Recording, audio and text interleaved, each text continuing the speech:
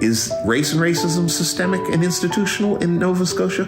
Hell yes. Last year, a group representing several diverse communities came together to create a documentary. This is going to be looking at a raindrop in a typhoon storm. Learning how to outsmart their smartphones.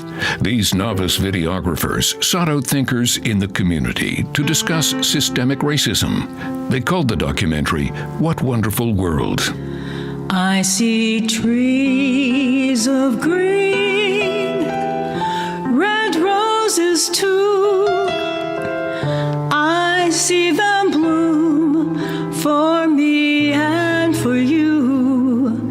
And I feel people have made statements about systemic discrimination and some people being offended, saying, no, it doesn't exist.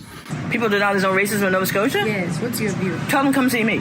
If you are white and speak the predominant language of your community, you probably haven't experienced systemic racism or discrimination. But it touches us all. Parce que c'est ancré. Because it is embedded in our systems, it is harder to detect. C'est beaucoup moins facile à détecter. It's just been prettied up. The whole history of Canada is discrimination. Given that the projects of genocide and enslavement form the foundation of our culture in North America, we should expect that anti-Black and anti-Indigenous sentiments exist in the infrastructure of all of our institutions.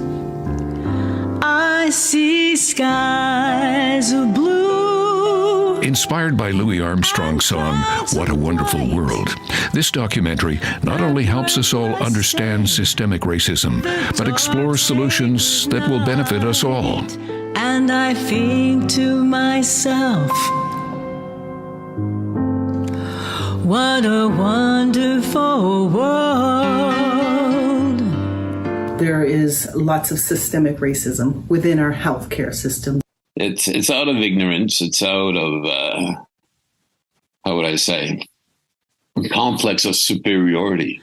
I hear babies cry.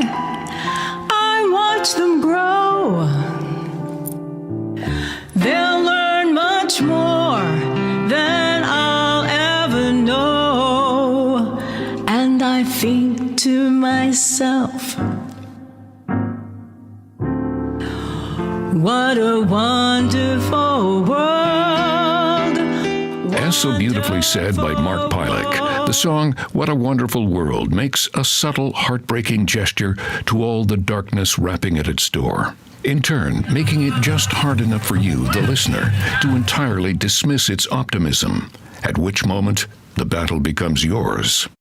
The first thing I believe that we need to do is to raise the level of awareness. Even though we acknowledge this is the unceded territory of the Mi'kmaq people, institutionally and systematically, the land has been taken by the government and redistributed.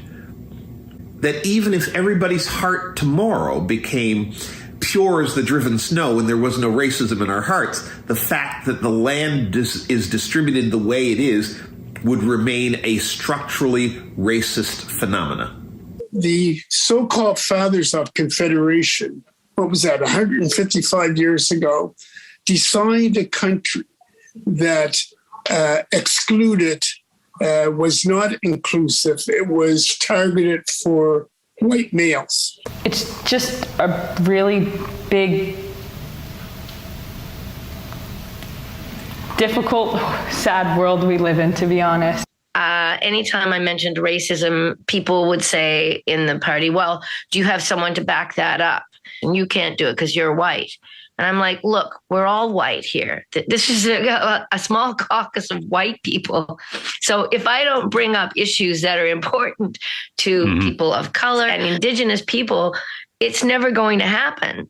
Yes, I think to myself, what a wonderful world. Can you imagine what, say, Canada would be like if when the European settlers came here, they actually respected the people that were already here? Oh, yeah. we'd probably have quite a different world than we do right now.